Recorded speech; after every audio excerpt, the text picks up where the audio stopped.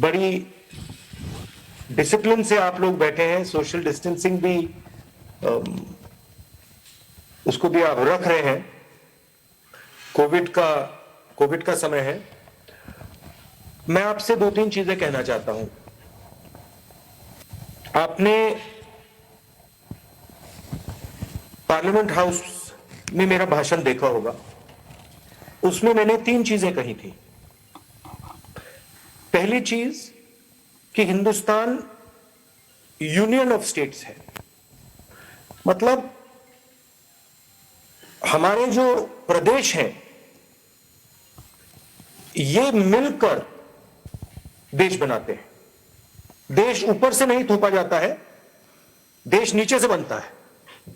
और प्रदेशों में से, प्रदेशों के नेगोशिएशन में से, प्रदेशों की बातचीत में से एक नया इमेजिनेशन निकलता है जिसको हम भारत, इंडिया कहते हैं। और ये आप कॉन्स्टिट्यूशन में भी पढ़ सकते हैं कि कॉन्स्टिट्यूशन में यह नहीं लिखा है कि India is a nation. Constitution में लिखा है India, Bharat is a union of states. सुनाई दे रहा है? Yes sir, loud and clear. तो पहली बात, India is a union of states. दूसरी बात,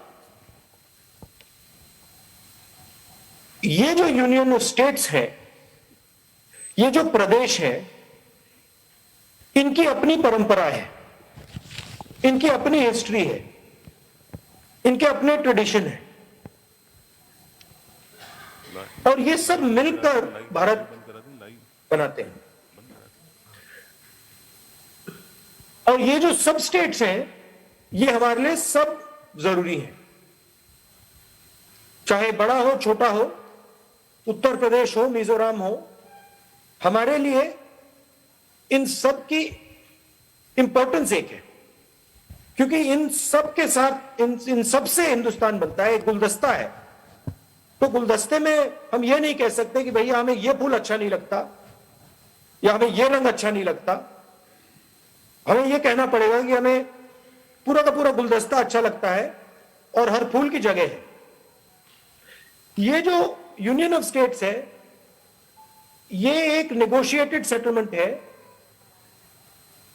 और इस नेगोशिएटेड सेटलमेंट को हमारे जो इंस्टीट्यूशंस हैं वो जिंदा रखते हैं। जो स्टेट्स के बीच में जो चर्चा होती है, डिस्कशन होता है, और यूनियन और स्टेट्स के बीच में जो डिस्कशन होता है, इस डिस्कशन को हमारे इंस्टीट्यूशन जिंदा रखते हैं। तो मैंने दूसरी बात ये कही कि सबसे पहले बीजेपी का जो कॉन्सेप्ट है वो गलत है। India is a union of states, all states are equal, all states are important. Number two, जो इंस्टीट्यूशंस हैं जो यूनियन ऑफ स्टेट्स को जिंदा रखते हैं, उस पर बीजेपी आक्रमण कर रही है। और तीसरी बात मैंने कही कि अगर यह आक्रमण आप करते जाएंगे तो बाहर की जो शक्तियां हैं, उनमें चाइना है, बाकी शक्तियां हैं, वो फायदा उठाएंगी। और चाइना ने पहला कदम ले लिया है। चाइना ने अपने फोर्सेस लद्दाख में बैठा दिए। चाइना अरुणाचल में डिस्टर्बेंस शुरू कर रहा है। तो ये मैंने पार्लियामेंट हाउस में कहा। तो झारखंड की बहुत जरूरी जगह है। झारखंड जरूर यूपी से छोटा है, मगर गुलदस्ते का एक फूल है झारखंड। उसमें झारखंड में एक हिस्ट्री है, एक कल्चर है, भाषाएं हैं, अलग अलग धर्म के लोग रहते हैं, अलग जात के लोग रहते हैं। ये जो कांग्रेस पार्टी है, ये सबकी है, और इसका काम झारखंड का जो इतिहास है, झारखंड का जो यूनिक कैरेक्टरिस्टिक है, इसकी रक्षा करने का है। जो हमारे सीनियर नेता बैठे हैं, हमारे कार्यकर्ता बैठे हैं, आपका काम झारखंड की जो आत्मा है, झारखंड का जो डीएनए है, उसकी रक्षा करने का काम है। बीजेपी चाहेगी, आरएसएस चाहेगी कि झारखंड के ऊपर एक विचारधारा थोपी जाए, ऊपर से नागपुर की विचारधारा, स्कूलों में, एजुकेशन सिस्टम में, बाकी इंस्टीट्यूशंस में एक विचारधारा डाली जाए। हम चाहते हैं कि झारखंड की इंस्टीट्यूशंस में झारखंड की आवाज हो, एक जात की नहीं, एक धर्म की नहीं, सबकी। उसमें हर जात की आवाज हो, हर धर्म की आवाज हो, सबकी आवाज हो, महिलाओं की आवाज हो, युवाओं की आवाज हो। और फिर हम चाहते हैं कि झारखंड की जो आप रक्षा कर रहे हो और झारखंड की जो आवाज है, उसको हम यूनियन में भी जोड़ें, उसको हम दिल्ली सरकार में भी जोड़ें। ये हमारा ओवरऑल लक्ष्य है। हम क्यों ये चाहते हैं? क्योंकि हम यूनियन ऑफ स्टेट्स की रक्षा करते हैं। कांग्रेस पार्टी ने ये यूनियन ऑफ स्टेट्स तैयार किया था। ये जो कॉन्स्टिट्यूशन हमने बैठाया है, ये इससे यूनियन ऑफ स्टेट्स बने हैं। और बीजेपी इस कॉन्स्टिट्यूशन पर आक्रमण कर रही है। जब बीजेपी किसी आदिवासी से जमीन छीनती है, या बीजेपी किसी मुसलमान को धमकाती है, या बीजेपी किसी गरीब व्यक्ति से मनरेगा छीनती है, तो बीजेपी यूनियन ऑफ स्टेट्स और कॉन्स्टिट्यूशन पर आक्रमण करती है। और हमारा काम यूनियन ऑफ स्टेट्स की आवाज और कॉन्स्टिट्यूशन की आवाज की रक्षा करने का है। और मैं आप सबको बधाई देना चाहता हूं कि झारखंड में आप ये लड़ाई लड़ रहे हो। हमारी वहां पे झारखंड में हमारा फाउंडेशन है, हमारा संगठन है, हमारे लोग हैं। अब बस हमें इस संगठन को कंसोलिडेट करना है, नए युवाओं को जोड़ना है और झारखंड को एक रास्ता दिखाना है। कांग्रेस पार्टी का रास्ता, झारखंड के लोगों का रास्ता, डेमोक्रेटिक रास्ता, ये हमें करना है।